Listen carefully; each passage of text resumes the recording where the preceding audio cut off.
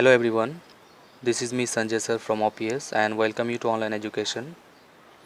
In this topic we are going to learn about a beautiful poem, The Good Natured Girls. This is a poem about two good little children named Mary and Anne. In this poem there are 5 stanzas and in every stanza the poet has beautifully described about the two good natured girls. This poem is written by Jane Taylor, who was an English poet and novelist.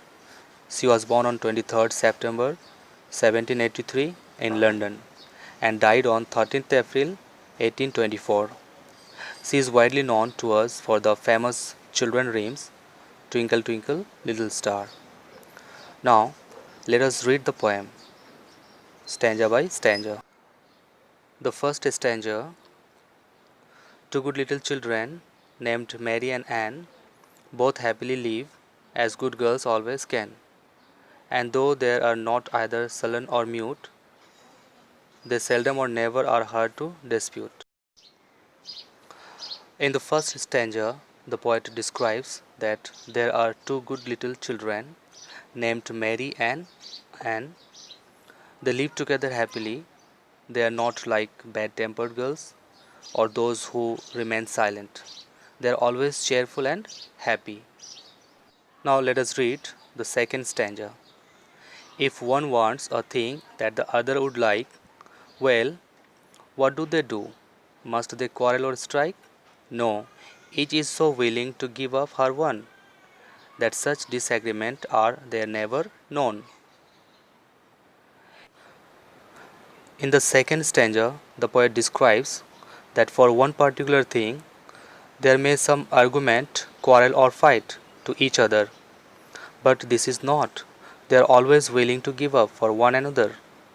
They are always remain together and never think such kind of bad nature. Now let us read third stanza.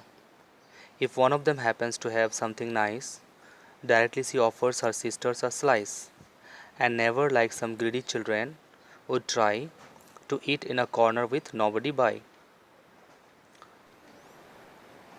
In the third stanza, the poet says, when one of the sisters eats something nice, they never eat anything alone, sitting in a corner like some greedy or selfish children do, but instead of it, one shares a slice of the food to other sisters.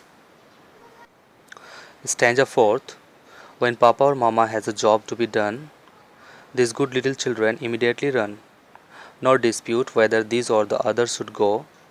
They would be ashamed to behave themselves so.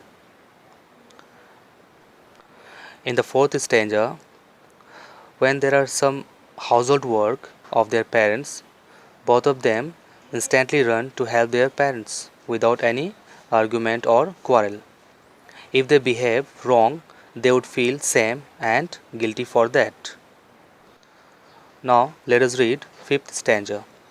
Whatever occurs in their work or their play, they are willing to yield and give up their one way. Then now let us try their examples to mind, and always like them be obliging and kind. In the last stanza, the poet says, in any situation, these two little children are always willing to surrender or give up for one another.